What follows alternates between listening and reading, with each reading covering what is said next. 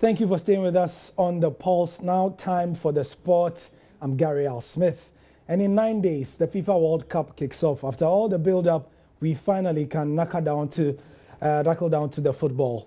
And we'll be covering it here extensively on the JoyNews channel and all our affiliates in terms of the multimedia group. The 5 African nations at this year's World Cup have various stories to tell. For the first time since the maiden qualification to the World Cup in Germany 2006, Ghana has failed to showcase the rich talent that abounds in the country to the world. However, other top footballing nations like our West African neighbors, and cousins even, Nigeria and also Senegal, and 3 other powerhouses from the northern part of the continent, that's Morocco, Tunisia and Egypt, are representing the continent in Russia.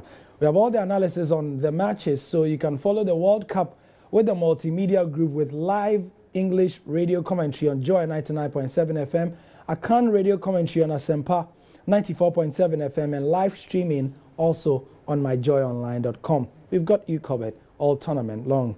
Let's first take a look at the profile of the 5 African teams at this year's tournament. And to help us do that, in studio with me to my far left, my Joy Sports colleague, Selwyn Saki. Hello, Selwyn. Hello, Gary. How are you? Yeah, waiting for the World Cup, aren't we? Obviously. We can't wait. We can't wait. And also to Mr. Kobe Stone. Thank you very much for...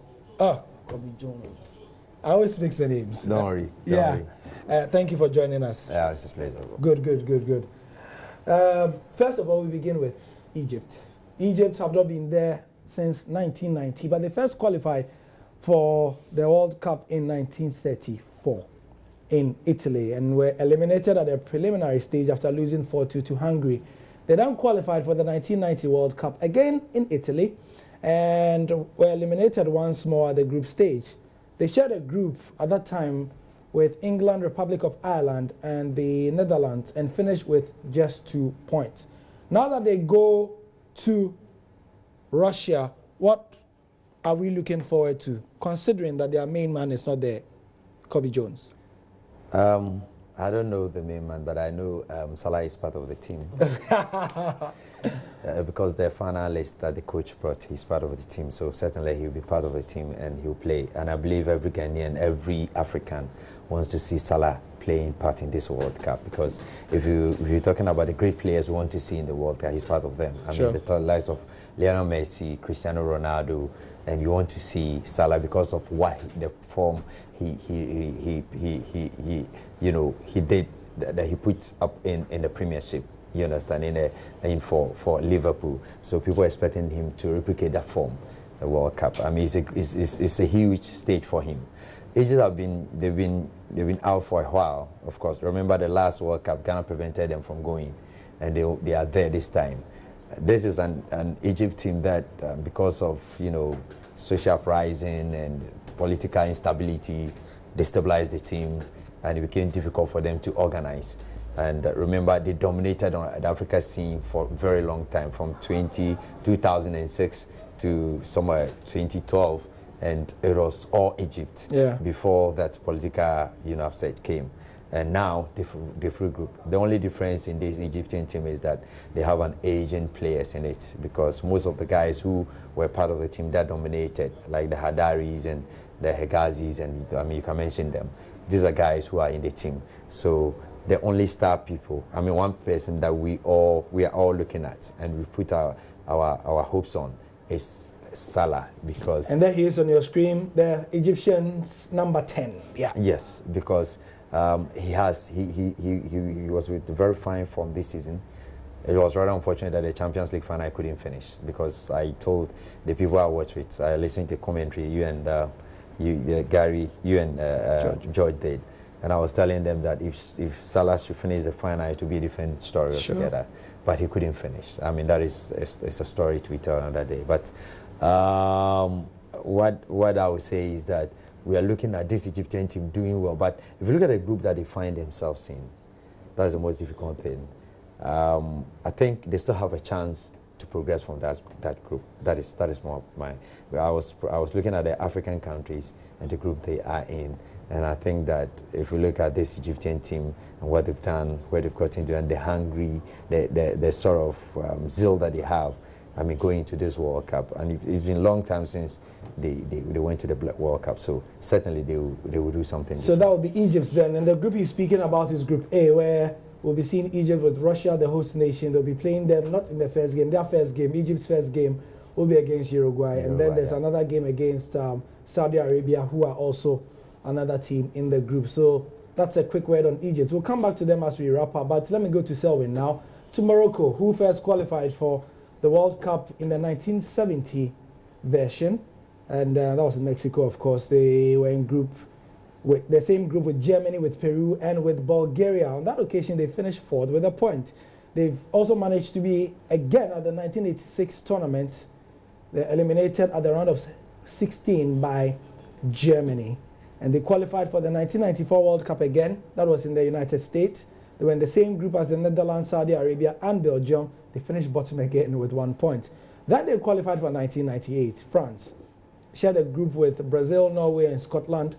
They finished third with 4 points. They couldn't progress as well. So this time they went with a good record. They didn't concede throughout the qualifiers. And so, what do we expect from Morocco, who are led by former assistant or physical trainer of Ghana, Hervé Renard? Well, this Moroccan team is a very rich historical football team. As you mentioned in history of their World Cup, it's one of the giants in Africa when it comes to football. Presently, they've been able to revive themselves after long absences in world stage tournaments and all that. They have a manager, Hervé Renard, quite young, energetic, has a lot of motivation with his boys. We've seen what we've done in Africa with Zambia, Ivory Coast, and now with Morocco. Unfortunately, they've not been able to win the African Cup, but hopefully if he stays long, they could possibly do it, and that'll be a record for him. But he's a fantastic manager who has learned a lot from a legend coach in Africa like Claude Leroy, who brought him to Ghana and all that. From there, he took out his stage. With the players that they have, amazing talents that you can tell. A lot of players that they have exports in France and Belgium and all that, they've been able to call them back. A player that we've watched is Amin Haritus in Schalke 04. Quite fantastic, a flamboyant player, very skillful, who's also going to bring lights in their team. They have a defender, experienced defender, Mehdi Benatia, who's playing with the biggest clubs in Europe, in Germany with Bayern Munich and also with Juventus. So you can tell that there's so much talent over there, but what can they bring in as a team? With their qualifying round, they didn't lose them, they didn't consider any goal, and you can tell that they had that potential to always be able to discipline. And that's how Hervé Renard's team is. You find it very difficult to beat them because it's this kind of defensive setup whereby they hit you on the counter-attack all the time. And we saw what they did in with Ivory Coast when they played in the qualifier. Yeah. That's a fantastic football they play, and that's a typical Hervé Renard style where he knows how to play with the Ivorians, and he structured the same style of football with his Moroccan team, and they were able to qualify. In that tournament, we are going to see them play Spain, Portugal, and Iran. This is a very big test for Hervé Renard because when you look at the Spanish team, it's a world big team. We know what Spain can bring in, one of the best in the world. Portugal also, they are European champions, so we know what they have. Iran, managed by Carlos Queiroz, is a very experienced European manager who has worked with Manchester United, worked with Real Madrid, and also managed Portugal as well. So what he's bringing with this Irani team, you can tell that they have that potential. He's won a lot of games in the Asian qualifiers that brought him here. So in the Asian, we know that Iran is a big side, and it's no joke at the moment. With Portugal, what they are going to bring is determination and the spirit that they had in the Euros. And that's what they are going to bring in this tournament. For Spain, we know what they are going to do. But how Hervé Renard is going to stop them is about what the discipline and how he's going to reflect his system into his players to reflect his style of football. And they will just have to listen to his instructions, because this is not a tournament that you have to play to your own style. You need to play to the manager's style and make sure you win. The squads for the various teams have been named. We'll be looking at that later. Also coming up, we'll be going to myjoyonline.com/World Cup to show you some of the top stories involving these teams. And our top story on myjoyonline.com/World Cup is that the squads have been named. We'll introduce you to some of the players you should be looking at. 2 down, a couple more to go. Tunisia, North African nation, yet another one of them that will be representing the continent. They qualified for the tournament first in 1978 in Argentina. They finished their group third with 3 points, and that group had Poland, Germany, and Mexico. Then they qualified for France 98. That was several years later. They were in the same group with Romania, with England, and with Colombia. They finished fourth, bottom of the group with a point. Then they qualified for 2002, the Korea-Japan event. They were in the same group with Japan, Belgium, and Russia. and they finished 4th with a point as well. Then, 2006, they were there, in the same group with Spain, Ukraine, Saudi Arabia. They finished with just a point as well. Now, can they do better than getting a point at this World Cup? So, just before we go, let's see myjoyonline.com/World Cup. So that's one of the key Tunisian players there, Wagbi Kazri. There he is there.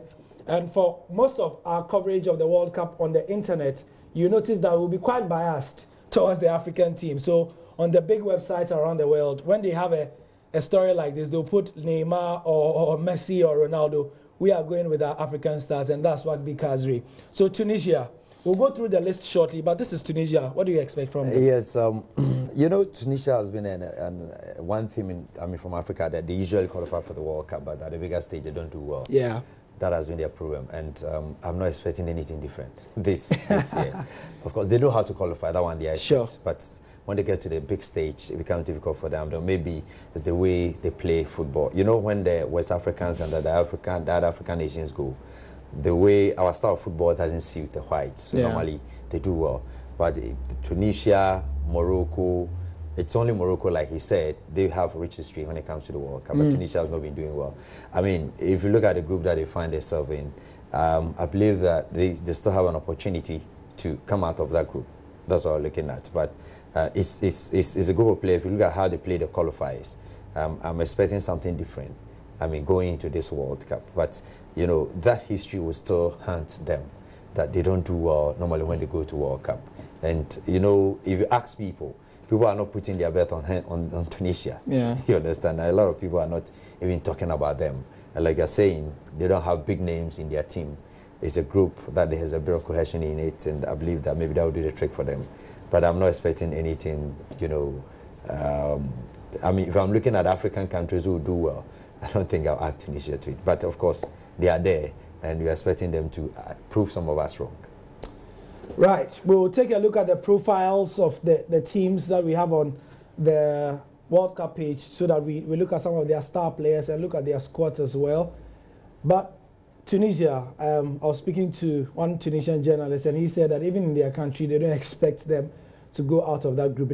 It has, you know, England there, and they are really, really insistent that if they can even get a draw with England, yeah, they can probably go through. Selwyn, what do you think? Yeah, of course, it will be a very difficult one because most of their team is comprised of local players because Malul, the manager, is a very local-based coach, and he was with Esperance, so he's taking a lot of boys, trusting them, the local that they are going to do well, and also helping them in the world stage as well. But they've also got French exports that they were playing for France in the U teams, and now they allow them to come to Tunisia and all that. So it's a rich, it's not really experienced, but then you can see a lot of youngsters that are coming in, they are trying to test them on the world stage, and that group has England and Belgium, and you know how to get through those things. Panama, I mean, right. There's so much challenge. England, Belgium, Panama. Yeah, Panama. You can't go. Panama is debutants. It's a debutant, So yeah. they'll be the whipping boys. Yeah. Panama could be the team they could play, but how do you go? You see, by the permutation, and we don't want to do the typical African thing of looking at the permutations now, but if they can get 3 points off Panama, I mean, England and Belgium can kill themselves. Exactly. Okay. You know, and then it could be a straight three-way fight. If they're able to struggle and get draw in any of those matches, yeah, in any of those matches, you know, you never know what could happen. Yeah. There could be a chance, but yeah. So that's Tunisia for you. We'll look at more in detail, and then of course there is the last but one team we'll look at, Senegal. Senegal have qualified for one World Cup, that big famous one where they had an amazing run, heralded or spearheaded by El Hadj Diouf and his merry band of players. That was in 2002, Korea, Japan. And they reached the quarterfinal. They were eliminated by Turkey in that famous game. Now, it's only their second appearance, and this game was infamous, if you like, where they played against South Africa, and in there was the Ghanaian ref. It's been a difficult time for Ghanaian football for the last year, hasn't it? You know, and of course, in the next 24 hours, we are going to see more of such referee stories in Anas's video. But this was Senegal. Their qualification was quite smooth. However, if you ask anybody who watched their qualification games well, they may have won, but nobody is convinced at how they played. Yeah. They have not been convincing in qualifying. Yes, they've qualified. They've not conceded a lot of goals. They've hardly lost any games. But how they qualified has been the problem. And so these are their main men that we see there. as they qualified and celebrated. Kobe Jones. Yeah, I am expecting Senegal to do something different in this World Cup. Like you said, they didn't qualify in style. If you look at the matches that they play, of course, he has to take this controversial decision, a replay, before, you know, it's still their qualification for them. I mean, this is a group of players, I mean, brought together. If you look at them at the Nations Cup and what they did, it was looking promising, and that's what we are all seeing. And these boys are hungrier and they want to do something for themselves. That is where I'm taking the solace from. And I believe that going into this World Cup, and of course their big man will be Sadio Mane. He's been fantastic, I mean, throughout for Liverpool. The Champions League final, the biggest stage, he showed. And he has proven to us that, I mean, with the light of those days where we have Salih Diop and those people, with Haji Diop and those days, he can now hold the fort for them. So I think Africans will hold him responsible, whatever happens to the Senegalese team. So we are expecting them to do better. Like you're saying, they didn't qualify well, but of course, if you look at the group, they played alongside South Africa, and you know, playing on the continent is different from normally when you move, especially when the West African countries, Nigeria, Ghana, Senegal. You remember their first World Cup. Nobody gave them that dog chance. But they were able to reach the quarterfinals for the first time in their World Cup story. I mean, it tells you that, I mean, this is the second time they're going to World Cup. So they have a history, and they will want to repeat it. So that will tell another story there. It will tell another story. And what would help them is this man. Yes, he was part of the 2002 World Cup team. For a long time, a Senegal captain as well. So he understands the way things work. However, the criticism of him in Senegal is that he likes to manage his players like kids. So they say he's a micromanager. He does not like giving them breathing space. He likes to wear this shoe, wear this dress, you know, that kind of thing. And some of them, he's had fights with some of them in qualifying, but nobody has complained because so far it's getting him results. So that's the one criticism of this man, that he's a bit too strict. But you know, some of these, I don't want to say African teams, but football players in general, if you give them a quarter, they'll take a yard. And Gary, that's what I'm saying. It's very true. We've seen these African teams go. Cameroon has done, our own Ghana, they went there and we saw indiscipline. So with him being a very experienced player with that team and being to the World Cup, he knows what he demands from them and exactly what he's going to get from them. These players are a pool of talent. This Senegalese team, I mean, they've always been. From defense, I saw Koulibaly with Napoli, Idris Agana game with Everton, Sheku Kouyaté, West Ham, Mami Biram Diop with Stoke City, Sadio Mane with Liverpool. I mean, and for the first time, Senegal have a very strong defense going into a tournament. That's what they're happy about. Koulibaly and Karim Boji, world class, all in the Champions League week in, week out. So you know what they're bringing in, and they have their egos as well. So they need that kind of presence with Aliou Cissé to calm all these egos down, because if they are the ones going to be the ones to carry, I mean, they're going to take their team. And Senegal is a team that if they don't do well, we'll all be disappointed. So if Aliou Cissé is going to string in that discipline and make sure everybody is equal in the team, it will be the best way for them. It will be the best indeed. Good luck to Senegal as well. And finally, to the big brother of Africa, we go to Nigeria, our cousins. They say that we have a duty to support Nigeria because Ghana is not there. I know a lot of you have your own views about that. Nigeria, of course, played at the 1994 World Cup in the USA. They reached their round of 16, and they were eliminated 2-1 by Italy after extra time. After they were, you know, they seemed to be having the lead. They qualified for France 98 as well. They reached the round of 16. They played Denmark, but they were beaten 4-1. They qualified again for the next World Cup after that, 2002 in Korea, Japan. They shared a group with Sweden, if you recall, with England, if you recall, and Argentina. They finished bottom with a point. Then they qualified. They didn't make it to 2006, but they were in 2010 in South Africa. They were in a group with Argentina again, with Korea, with Korea Republic and Greece. They finished with a point. In 2014, they met Argentina again. They reached the round of 16. They were eliminated by France. So this is their story. And the interesting thing is that Nigeria will be playing Argentina for the 5th time. Yeah. Time number 5 in the World Cup again. I don't know. I think when the draw came, Nigerians were not happy. No, of course not. Of course, and if you look at the draw, that would be their first match. If you look at this Argentine team, of course, I'm not enthused about their defense and their midfield, but they have a strong attack. So a lot of people are talking about Argentina, and people are even they now tipping them to win the cup. I mean, it's not out of place when you tip Argentina to win this cup. I think the performance of Nigeria will depend on their first match and what will happen to them against Argentina. If they're able to hold the Argentines well and at least get a point from that particular match, maybe they could do something different. But if it turns otherwise, because if they are not able to hold them, I watched their match against England, that is the Three Lions of England, and I realized that there's a bit of work to be done on that team. Yeah. Though they have some key quality players in the team, I think their coach Ross should do certain things, and if he's able to do, because he himself after the match said that he believes that they are still not ready for the World Cup. Sure. So what it tells you that he has realized there are certain loopholes in the team that he needs to tighten up before the World Cup. And unfortunately for them, they are meeting Argentina for the first match. So it means they should, because if you look at the Argentine team, maybe you can see that compared to the English one, it will be more compact and very deadly when it comes to attack. So sure. if you are not ready for them, then it means you're in hell, you're in trouble. So I'm expecting Nigeria to come out of this group, but it will be based on their performance against Argentina in their first match. I'm hoping that at least they will get a point from that particular match, and that will prepare them to come out of that group. Right. One of the key problems for Nigeria is that goalkeeper you saw there, Uzoho. The main man who has been the #1 for a while, that's Vincent Inyama, has not been around. Also, Carl Ikeme, as you know, has issues. He has a cancer problem with himself as well, so he's in hospital at the moment. And so that's Nigeria for you. We've provided all the African teams. Let's go to the website quickly. The trending story are the 32 squads. We have all the national team squads there, from Argentina to Uruguay, A to U. All the teams are there. Let's go up and click on profiles. The profiles of the team. We have the profiles of the teams at the World Cup as well.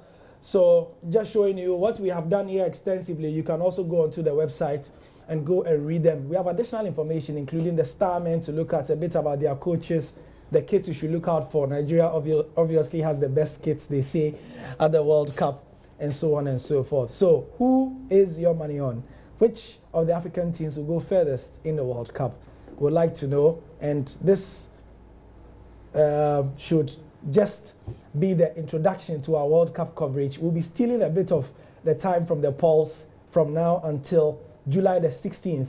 On the 15th, the World Cup will finish, but on the 16th also we'll be here to continue. Please look out for the special programming we would have. This will not be the only kind of programming we will have on our various sports shows, but we'll be creating new sports shows as well.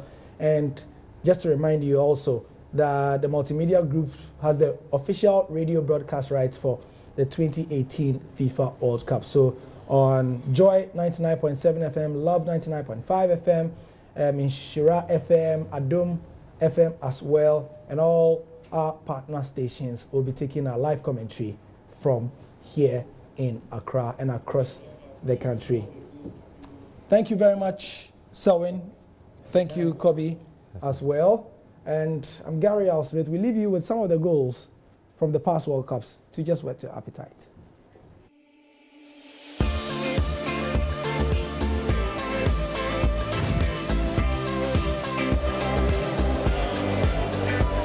Shaqiri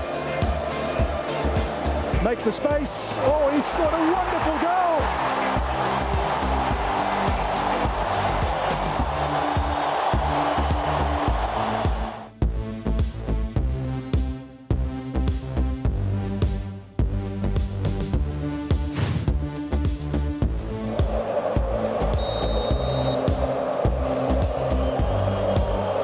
Messi strikes.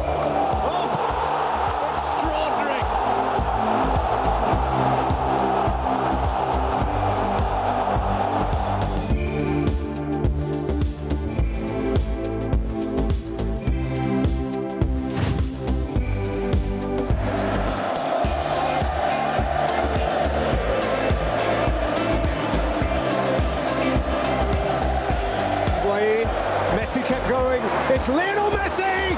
He scored!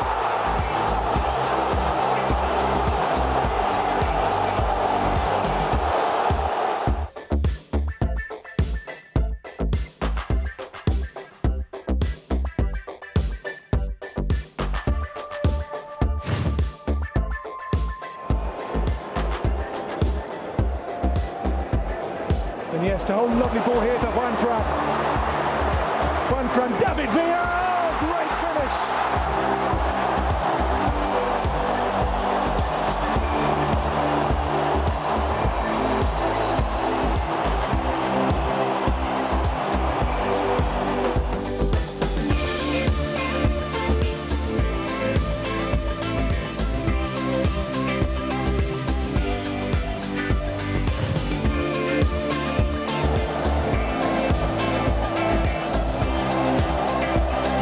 Netherlands in front, but Australia looking for a quick comeback. They've got it! Tim Cahill! Astonishing!